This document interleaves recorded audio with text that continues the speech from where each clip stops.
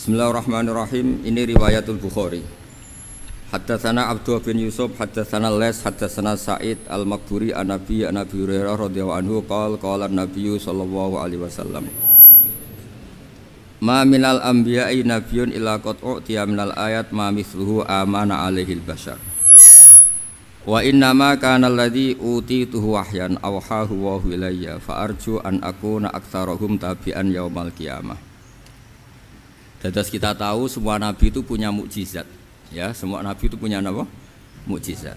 Mukjizat itu hal yang luar biasa yang memastikan manusia itu tidak bisa menyainginya atau menandinginya. Dan rata-rata mukjizat nabi dulu itu fisik. Misalnya ontanya Nabi Soleh itu kan onta tapi keluar dari batu, itu kan aneh. Aneh sekali. Atau tongkat Nabi Musa bisa simsalabim mengeringkan laut apa? Merah. Semua nabi itu punya mukjizat dan semuanya berbentuk fisik. Kecuali mukjizatul Rasulullah sallallahu alaihi wasallam itu berupa Al-Qur'an. Al-Qur'an itu konsep ilmiah. Terus kata Rasulullah sallallahu alaihi wasallam, tapi saya karena Quran itu justru berharap pengikutku besar dan sampai hari kiamat. Sekarang kita logika ya. Andaikan kamu punya tongkatnya Nabi Musa, kalau kamu suka uang, kepikirannya dijual apa dipakai? Kalau kamu suka uang, pakai. Kalau kamu ahli suudon itu pikirannya ndak, ini asli ndak. Karena yang melihat di Turki itu ya sebagian gitu. Kalau yang suka perdukunan itu bayangkan itu miliknya. Mungkin dipakai ngakali orang atau apa, pokoknya bayangkan itu miliknya. Kalau yang kolektor pikirannya itu nanti ini laku berapa. Tapi kalau peneliti mungkin pikirannya itu ini asli apa enggak? Bukti aslinya apa? Repot lah. Lagi pula kalau kamu punya utang terus mau apa? Istri kamu marah mau apa? Kalau pakai tongkat. Nah, beda dengan mukjizatnya Quran itu semuanya apa? Ilmiah. Orang yang sedang harmonis dengan istri bisa pakai ayat di antara ayat-ayat Allah itu apa? Wa ja'ala bainakum mawaddatan warahmah. Nanti kalau ditakdir cerai, saya tidak menyarankan cerai. Kalau ditakdir cerai, itu masih dimotivasi sama Allah wa iyyatafarraqa yughnillahu kullam min sa'ati. Jika suami istri itu cerai, jangan-jangan suaminya dapat istri lebih baik, istrinya nanti dapat suami lebih baik. Jadi yang masa lalunya dianggap prahara. Kan banyak orang suaminya meninggal ketika nikah lagi ditanya, kangen sama suami pertama, alhamdulillah ini lebih baik. Padahal suaminya yang meninggal itu berharap istrinya ini kangen, ternyata dia sudah syukur dapat suami yang lebih baik. Jadi Quran itu menunggui kita ila yaumil qiyamah. Kita tidak bunuh diri, itu ya barokahnya Quran. Karena problem apapun kita dinasihati apa sabar, apa dinasihati sabar. Kan nggak mungkin kamu pegang tongkatnya Nabi Musa, punya masalah apa saja ngelihat tongkat, bisa apa tongkat. Tapi kalau Quran kan nasihat, solusi. Makanya Nabi berharap dengan Quran ini, saya berharap pengaruh saya, pengikut saya terbanyak ila yaumil qiyamah. Terus beliau dikomentari begini sama, ini Fathul Bari, sarahnya Bukhari. Al-muradu anna mu'jizatil anbiya inqaradat binqiradi a'sorihim falam yusyahidha illa man hadaraha. Problem mukjizat nabi-nabi dulu itu kan fisik, sehingga yang tahu kalau Nabi Soleh punya unta yang ajaib itu yang tahu ya hanya yang hadir saat itu. Yang tahu kalau tongkat Nabi Musa bertuah itu juga yang tahu hanya yang hadir saat itu. Selebihnya tahu tongkat ya di museum. Tapi kalau Quran menjadi solusi, menjadi panduan, menjadi pegangan itu ila yaumil qiyamah. Kita beri contoh ya, Quran panduan yang paling gampang misalnya begini. Dulu ini cerita ya. Dulu itu ada orang kafir cerdas namanya Jubair bin Mut'im. Itu saking pinternya dia, pinter juga tokoh. Itu sebagai delegasi pembebasan Asra Badrin. Jadi tawanan-tawanan perang Badar itu mulai dulu ya ada negosiasi mau dibebaskan. Terus orang-orang kafir ini menugaskan namanya Jubair bin siapa? Mut'im. Ini ada di Bukhari. Karena ini ngaji di Jakarta. Kalau orang nggak tahu hadis juga tanya ini sahih ndak. Wong nggak tahu kok tanya itu aneh-aneh. Padahal kalau dibodoni itu ya nggak tahu. Tapi ya tetap tanya, hadisnya ini sahih enggak? Ini kata kiai apa kata nabi ini ya Ribet. Memangnya kata nabi kamu dengar kan ya lewat kiai. Emang. Setelah itu Jubair itu datang ke Madinah. Dengerin ya, datang ke mana? Madinah. Kemudian dengar Nabi baca Wattur pas sholat maghrib. Jubair karena Nabi dulu gak ada hotel, gak ada pondok ya. Pondoknya Nabi hanya sufah itu. Nabi baca maghrib, bukan diskusi, bukan debat, baca Wattur wa kitabi mastur fi raqim mansur wal baitil ma'mur wasaqfil marfu wal bakhril masjur terus. Kemudian sampai pada titik ayat am khuliqu min ghairi syai'in. Masa manusia atau alam raya yang maujudat, yang nyata, yang wujud nyata. Kemudian asal usulnya itu ketiadaan. Ini kan hadhil alam maujud, alam ini kan nyata. Masa sesuatu yang nyata penciptanya itu tidak nyata. Jadi nggak mungkin ada faham nihilisme. Kalau faham nihilisme berarti melahirkan teori begini. Al adamu yakhluqu maujudan, sesuatu yang tidak ada menciptakan yang itu kan akal nggak bisa nerima. Kalau sesuatu ini ada, penciptanya pasti ada. Terus akhirnya Jubair bin Mut'im itu simpuh di depan Rasulullah terus bilang, ya Muhammad kada qalbi ayatir, hampir saja hati saya terbang.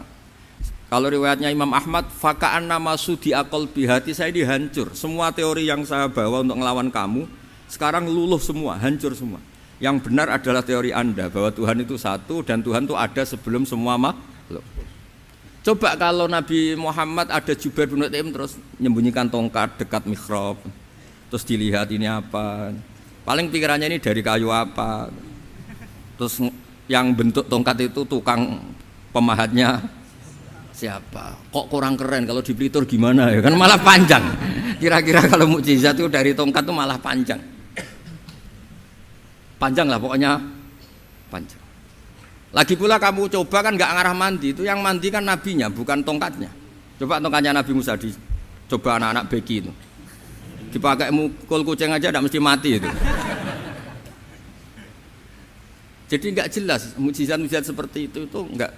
Tapi kalau Quran menunggu sampai saking hebatnya Quran, teori rasionalitas, soal kampanye di mana-mana, tingkat validitas, tingkat kebenaran Quran itu bahkan bisa diuji tanpa membuktikan. Tanpa apa? Membuktikan. Cukup pakai akal. Saya tidak bosan-bosan cerita ini karena ini khazanah kita.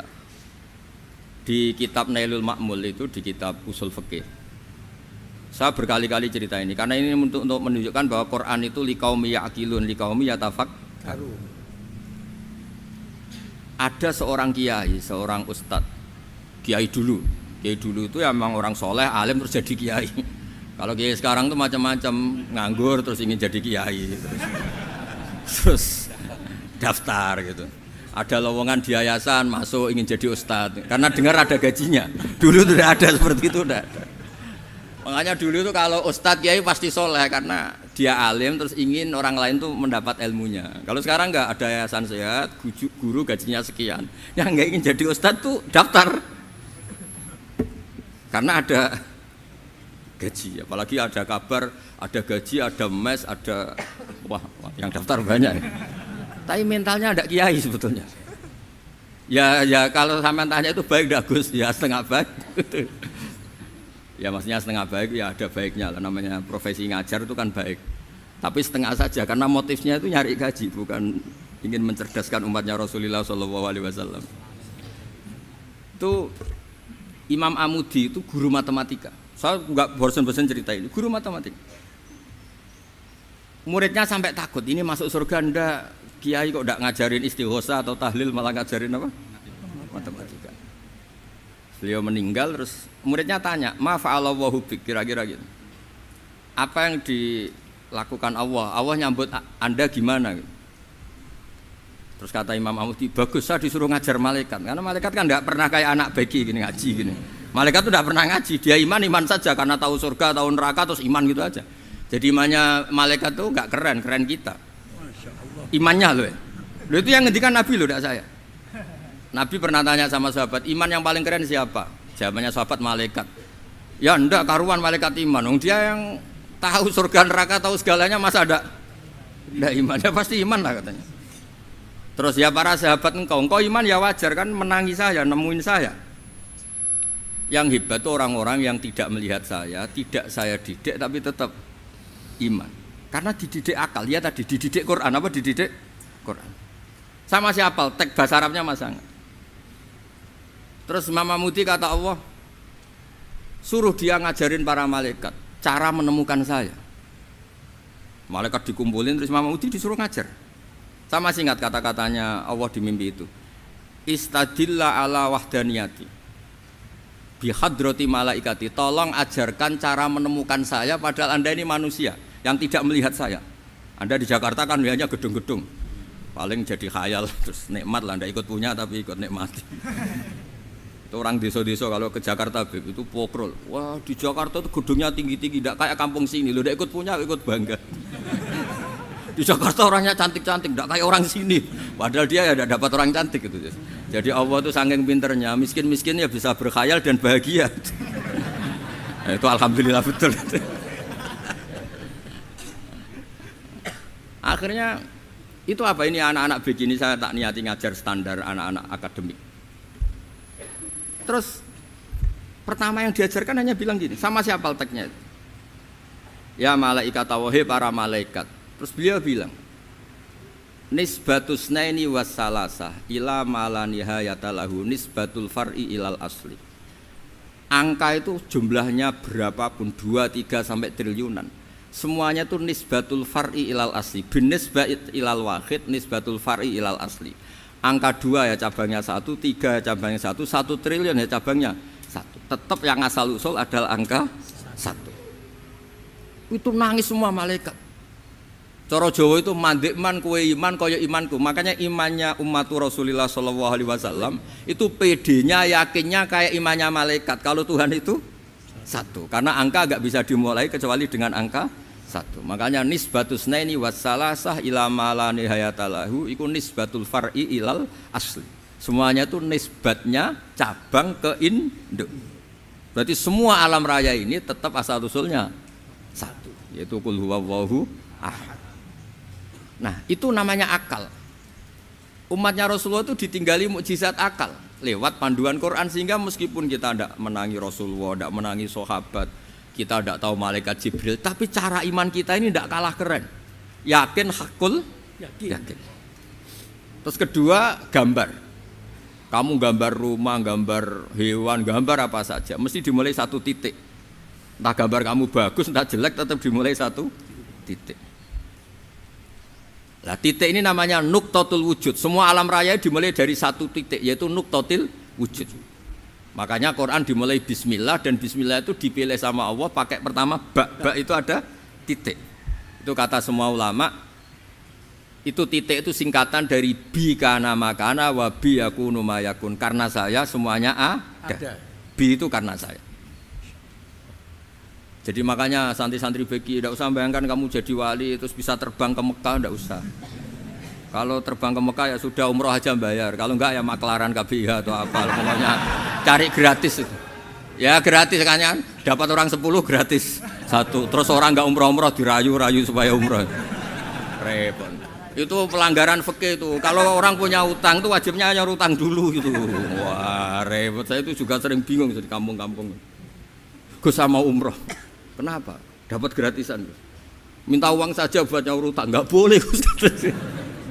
Wah, secara fikih yang wajib itu nyaur utang bukan umroh. Nggak boleh Gus diminta uang, nggak boleh, harus umroh. Udah gitu saya ini bingung Gus mau umroh, nggak nikmati. Kenapa? Disuruh ngajar Gus. Repot semua kalau ibadah mergawe ya gini, bingung semua. Ya saya mohon anak-anak BK semuanya yang seneng Quran itu harus seneng sampai kayak saya sehingga tahu. Istidlal, mencari Tuhan dengan cara tauhid yang berbasis akal itu sedzahir imannya malaikat. Jika di klasmen iman itu manusia ulul ilmi, kita-kita yang nekuni ilmu itu nomor 1 prakteknya. Karena nomor 1 itu Allah karuan kan, syahidah Allah kan gak tertandingi, syahidah wa annahu la ilaha illallah. Terus wal malaikatu, malaikat kan karuan karena langsung menyaksikan surga. Dan ketiga apa? Wa ulul ilmi. Berarti prakteknya kan nomor 1. Kalau kompetitornya semuanya manusia, ulul ilmi nomor berapa? 1 kan? Nah nomor 3 kan dari Allah, malaikat, ulul ilm. Berarti kalau kompetisinya antar manusia nomor berapa? 1 kan? Nah kenapa ulul ilmi di nomor 3 kan tapi dari Allah, malaikat, ulul? Kerennya kayak apa? Karena cara iman ulul ilmi itu enggak ada ragunya sama sekali. Kamu ragu enggak kalau 2 itu cabang dari 1, asal-usulnya 1? Enggak pernah kan ragu kan? Semua gambar seruat apapun dimulai dari 1 titik, ragu enggak? Enggak kan? Nah imannya umatnya Nabi karena dipandu oleh Quran itu seyakin itu, sehakul yakin itu. Nah itu terus Jubair bin Mut'im jadi iman. Am khuliqu min ghairi syai'in am humul khaliq. Terus kata Allah lagi, kalau kamu tidak percaya saya yang bikin langit bumi ya gampang dong, kamu saja yang ngomong kalau kamu yang bikin. Paling orang sepakat kamu stres.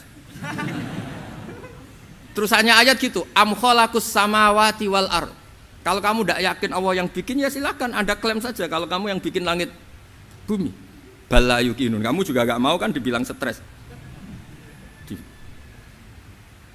Nah ini terus saya teruskan ya. Makanya mukjizat terbesarnya Nabi adalah Al-Quran. Karena Al-Quran itu cerita tentang hukum-hukum akal, cerita tentang logika-logika peradaban. Misalnya logika peradaban, contoh paling gampang. Di Quran itu ada sekian ayat yang Allah cerita peradaban. Misalnya wa ahsinu innallaha yuhibbul muhsinin. Itu dikutip terus kemudian disimpulkan dalam peradaban. Kata Sayyidina Ali karramallahu wajhah ngendikannya gampang. Ahsin man syi'ta takun amirah. Kamu berbuat baik saja sama seseorang, maka otomatis kamu akan jadi pemimpinnya. Ada orang nggak tamat SD, nggak tamat papa, gobloknya minta ampun. Tapi karena gaji seorang pakar, kamu tak gaji 1 bulan 1 miliar, perusahaan saya jadikan besar. Itu dikongkan ngalor ngidul ya nurut. Hanya karena dia ihsan. Terus wastaghni amman syi'ta takun nadhira. Saya ulang lagi. Wastaghni amman syi'ta takun nadhira. Dan kamu jangan butuh orang lain, siapapun dia, maka kamu akan setara. Misalnya ada menteri orang antri mau salim, tapi kamu tidak butuh kan tenang saja. Tapi kalau kamu butuh, habis kamu. Ya kan, kamu tidak butuh seseorang, maka kamu posisinya akan setara. Kamu harus sopan karena punya utang jasa. Kalau nggak punya apa-apa kan setara. Ya enggak? Misalnya kamu jajar rektor atau jajar menteri, jajar apa saja. Kalau kamu tidak punya utang kan, kamu jajar menteri tidak punya utang. Sama jajar satpam tapi punya utang, takut mana?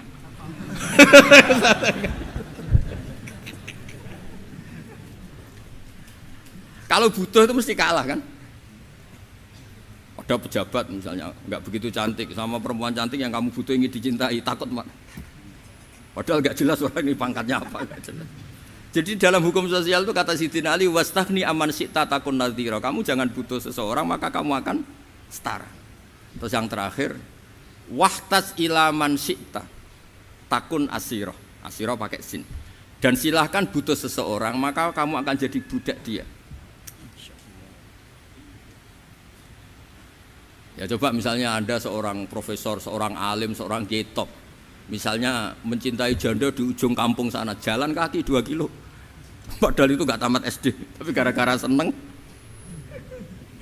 kacau kan, logika kepangkatan hilang semua kan.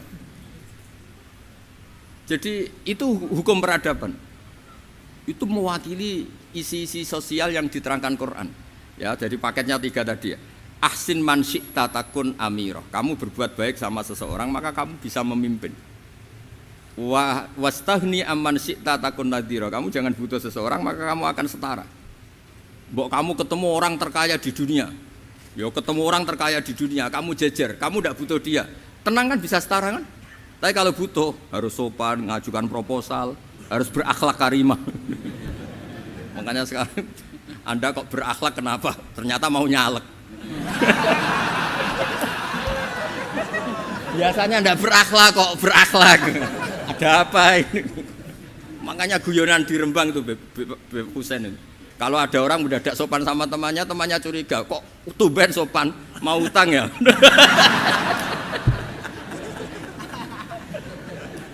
Zaman akhir itu kacau.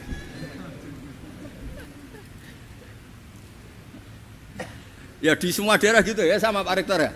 Kalau ada teman biasanya nggak sopan kok sopan, itu temannya curiga.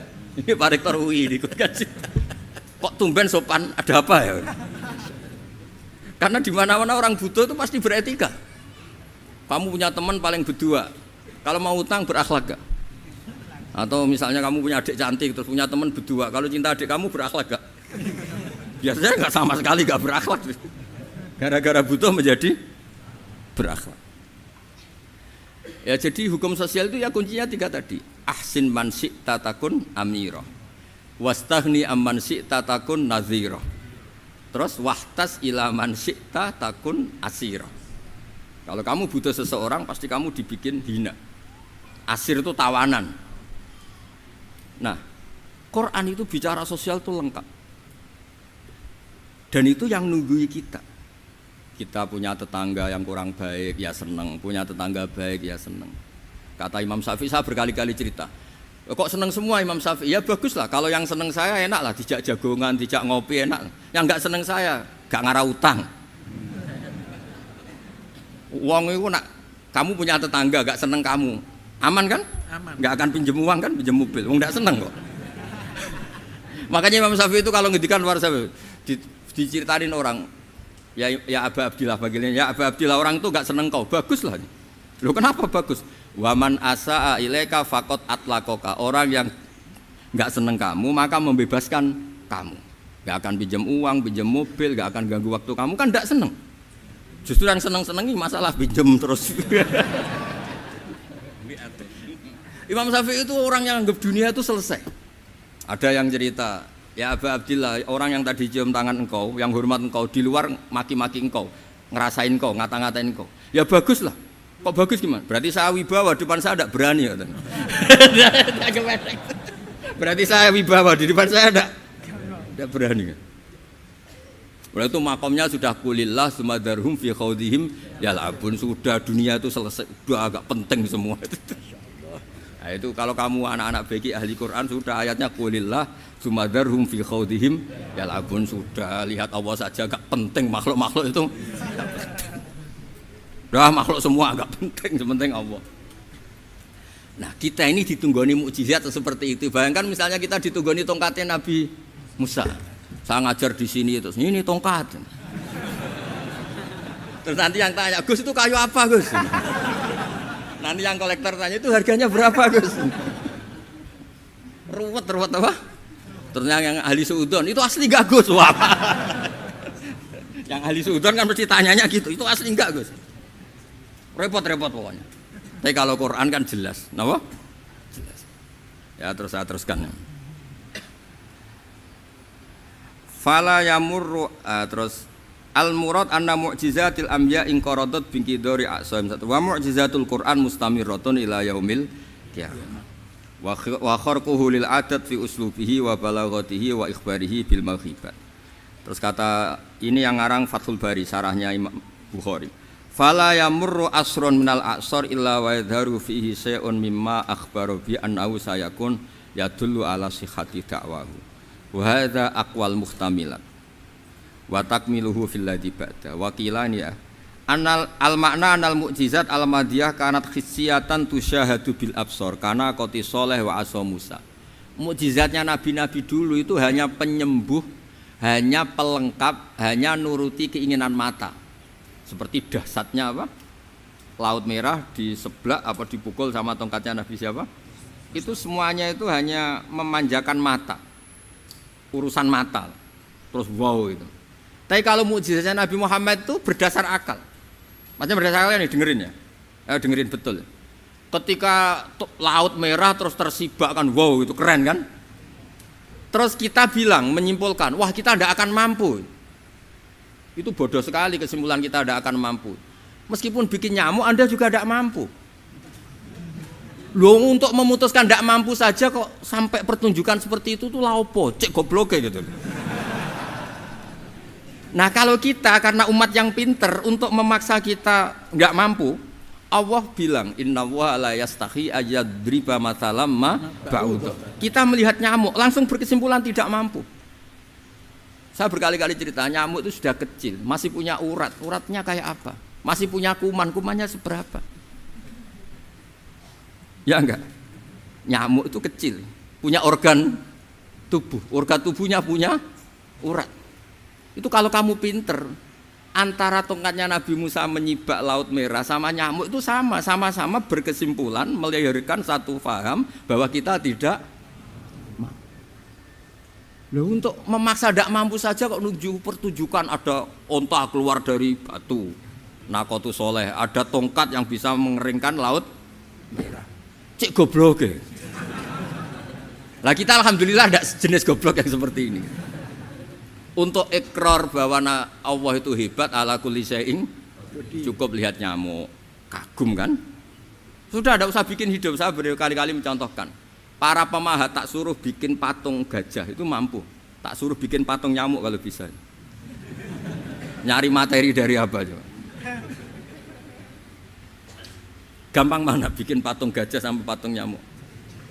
Gajah, makanya Allah bikinnya contoh itu untuk ijaz itu pakai nyamuk bukan pakai.